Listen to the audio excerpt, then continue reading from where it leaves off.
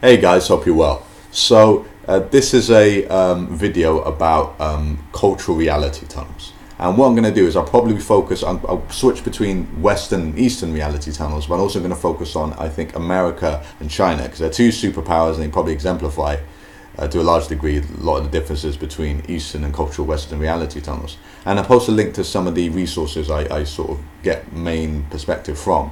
One of them is a documentary which I highly recommend, which is available on YouTube. One of them will be this book, Intimacy or Integrity, which tends to expand upon a lot of the research found within the documentary that I list. The research that you'll see in the documentary. And the final resource, which I largely draw upon, are the talks of Martin Jacobs, I think that's how you pronounce his name, on YouTube, where he talks about why China will rule the world. But in talking about it, he talks about the difference between Eastern and Western political paradigms. So this is something that I find really interesting, is that in the documentary, Martin argues, and this book argues, is that a lot of Westerners, we tend to have an arrogance or supremacy. We tend to think we're the center of the world and everybody is becoming like us, and we don't tend to recognize that we have assumptions and presuppositions. We tend to think that our intellectual discourse, our philosophical perspectives, our political paradigms are based on almost like self-evident truths. Like it said in the American Constitution, we hold these truths to be self-evident, and we believe that our preoccupation with rights and responsibilities and believing in the legitimacy and arguing about the legitimacy of government or the where the government limitations lie, etc. We believe that these are almost like universal things and everybody needs to adopt them, this paradigm, right? We don't tend to believe we think in terms of assumptions and value judgments and presuppositions. Whereas though the tools to understand that we have assumptions and presuppositions are there, like even in Western philosophy, and a philosopher called David Hume came along when it comes to ethical philosophy, if anyone's read about ethical philosophy, and he says that basically any ethical framework has no rational or logical justification. It's based on sentiment, value judgment. It's not based in rationality. And almost everybody who's ever studied ethical philosophy after he came along and made the argument said, yeah, you're right. There's no logical or rational justification. It's based on presuppositions and assumptions which can't be broken down. That there's no I won't go into details, but yeah, there are assumptions and presuppositions in the value judgment. After that assumption or presupposition or value judgment is made, you can build a logical, rational framework. But the assumptions, presuppositions, and value judgments by inherently are non-rational, inherently are non-logical. So you can use that framework. If you use that framework, you understand that on a cultural level, when it comes to ethics and politics or even art, that it's just based on presuppositions, assumptions, and value judgments. But like I said, in the West, we tend to have an arrogance, and the arrogance, I think, comes from a large part of it is we tend to be monolingual. We tend to only speak one language, and we don't really speak other languages. So because of that, we're really unexposed to Western media, Western English-speaking media, and Western English-speaking media is, of course, focused on Western English-speaking countries, and so we tend to reinforce this paradigm of us being the supreme and center of the world.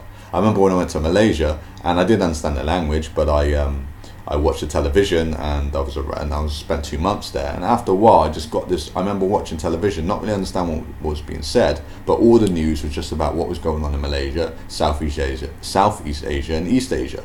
And I remember realizing we're not the center of the world, and it was like I understood that intellectually, but I really experienced we're really not that important. People don't think about us, and it's not necessarily out of hatred. They're just not overly concerned about us, and they don't necessarily want their country to be like the Western countries, because like Martin talks about, is that there's assumption that when countries modernize, they're going to become like us because we're the pinnacle, we're this, we're that, right?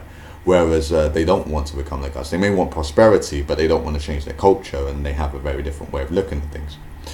So I'll get onto some of the, I've laid that foundation, so I'll get into some of the differences between the East and the West. The easiest way of describing it is that Westerners and Western culture, we tend to think atomistically. We tend to break things down into parts.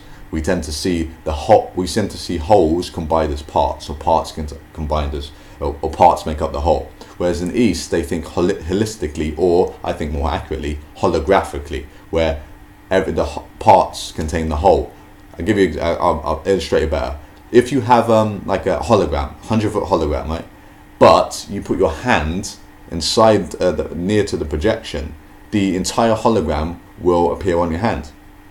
And so what that example shows is that the part, you can get a part of it and it still contains the whole. That's how you tend to think. So when it comes to things like ethics, there's very different emphasis. If you look at Western philosophy and Eastern philosophy, Western philosophy tends to be really, really analytical. They tend to break, like, it's reductionist, it's atomistic, it breaks things down to constituent parts, because like I said, we believe that wholes are made up of parts. So from that paradigm, that assumption and those presuppositions, we tend to focus on individual rights and responsibilities and the legitimacy of government, where the limitations of government, in terms of people's lives, etc., in terms of management, what's the limitations.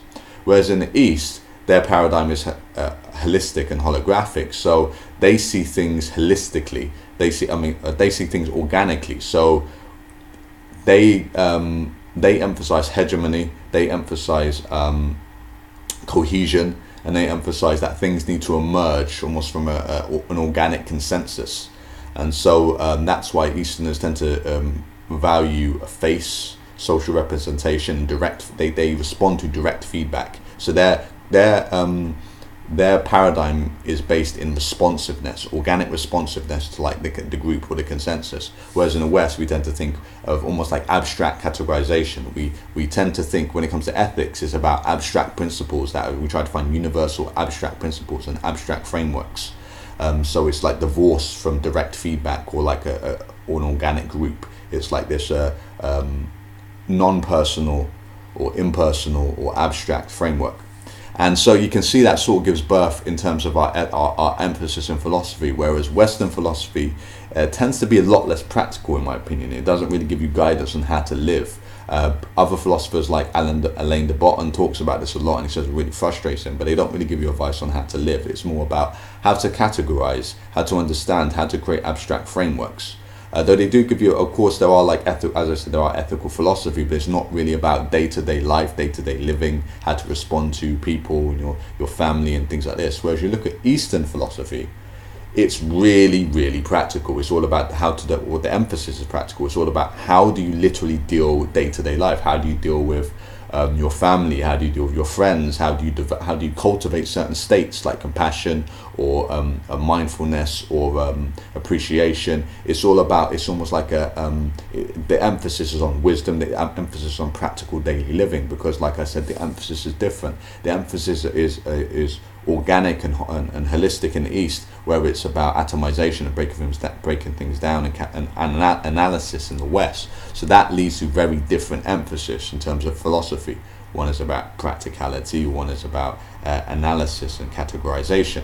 And that, if you take that as well into the political realm, as Martin talks about and the book I mentioned talks about, is that in the West, we tend to think of rights, responsibilities. We argue about legitimacy of government, or where the government can, where restrictions for government.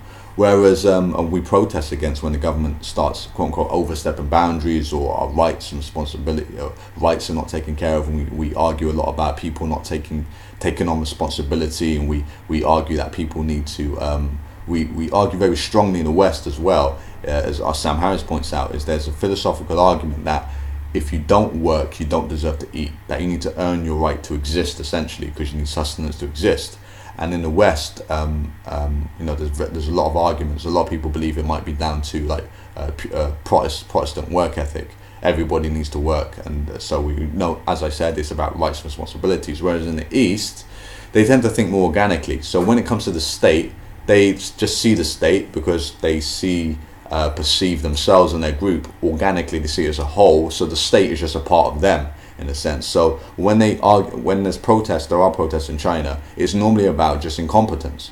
They don't care about necessarily having a multi-platform or multi-party country, though it's difficult to say because things are suppressed in China. But they tend not to protest against like for like a multi-platform party which can represent different individuals and different rights and different responsibilities. They just care about state competence. So can the state provide prosperity? Can the state help people who are in need? That's what they care about. And if state leaders are not being competent and not doing their job properly, that's when they protest. They say, why aren't you doing your job? Because they accept that the state is just a part of life and a part of living, but they want the state to be competent. Whereas in the East, in the West, there's like a resentment because we're so caught up in atomistic and being individual, so we have this sense of, that we almost see the state as a burden, whereas they do. So it's a different paradigm. And so those are very different ways of seeing the world.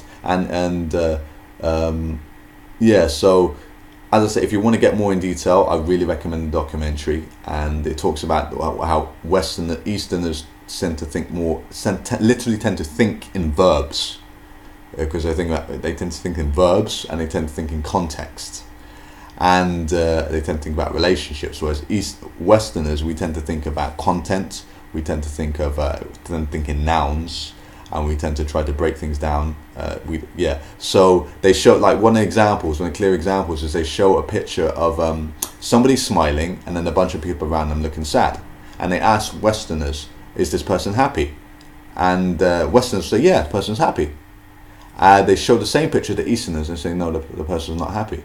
Because, like I said, they see context, they see organic, they see holistic. So if they're happy and everybody around them, if there's someone smiling, everyone around them is sad, it's like, how can you be sad? How can you be happy if everybody around you is feeling unhappy? Because there's that responsiveness, there's that sense of oneness, of almost like I said, a hologram. You're the part. So if one part hurts, everybody else hurts, right? And in the West, no, we're individuals. We broke things down into parts. So if you're unhappy, well, okay, I'm happy. We tend to think like that. And this is, of course, extreme ways of looking at things. I mean, the most extreme way of looking at it, but you sort of get a picture. And one of the ways in this is embodied in the West, and embodied, is that there's an author called Shosako Endo who wrote a book which became a movie called Silence, and in the movie and in the book it talks about the difference between Eastern and Western psychology, because Shosako Endo, if I pronounce his name, he was a Catholic, but he was a Japanese Catholic, so he had a Japanese cultural psychology, but he was bringing something that was a Western cultural psychology, and he said he struggled, as do Japanese people who come from a Japanese framework, to feel bad about committing sins. And other people have mentioned that in the West we are a guilt-based culture, whereas in the East it's a shame-based culture, and this is due to the atomistic way and the holistic way of looking at things. In the West, we're concerned about rights, responsibilities, and individuality, and we tend to think in abstract frameworks. So for us, it's very easy to have like a Christian ethical framework, which is an abstract framework, and to think about our direct relationship with one individual, God. And if we're not living up to we're not doing our duty in relation to God, this one individual, or not living in life in accordance with this abstract standard, we feel guilt. Because guilt is about not living up to some kind of standard, But in the East, they're about face. So they respond to things. They feel a sense of bad. They feel shame, which is response to how you're perceived by others, which is direct feedback from other people. So they feel bad only in relation to a group. A direct feedback from a group, not like an abstract principle, a direct feedback from a group. So it's hard for them to feel guilt based on some abstract standard, which is no relation to a person, or bad in relation to one individual. It's about it's thinking holistically. So they'll feel bad in the context of a family. They'll feel bad in the context of their nation. Whereas in the UK or in the West, we'll feel bad in relationship to not meeting some kind of abstract standard. As I keep repeating myself a lot in this video, just to sink it in. But hopefully you get the difference between these paradigms, and not one is better than the other. Both can have their uses, and both are just different ways of seeing reality. But you can see how the certain presupposition and assumptions and value judgment of atomistic thought and holistic or holographic thought can lead to very different outcomes in terms of ethical philosophies, in terms of emphasis in regards to philosophies, in regards to how the state is viewed, in regards to politics, and in regards to art. You know, art is can be viewed and created from a very different space, based in an atomistic culture versus a holistic culture. But I also want to end and just say, as it says in the book, is that these two different paradigms of atomistic thought and holistic or holographic thought are shown. The best example is probably the dichotomy between Eastern and Western cultures. But even within Western cultures, you can have you can have a mainstream atomistic culture, but certain subcultures are holistic. Like if you think of the 70s or the 60s in hippie cultures, or the human potential movement, it was more holistic thinking and systems thinking as well, and even feminist thought and philosophy is based in holistic thought. So you can have holistic subcultures within an atomistic dominant culture, and the same within holistic or holographic dominant cultures. You can have atomistic subcultures like they do in the East. So yeah, so it's not cast in stone, but hopefully this gives you an introduction to cultural reality tunnels. So anyway, guys, take care.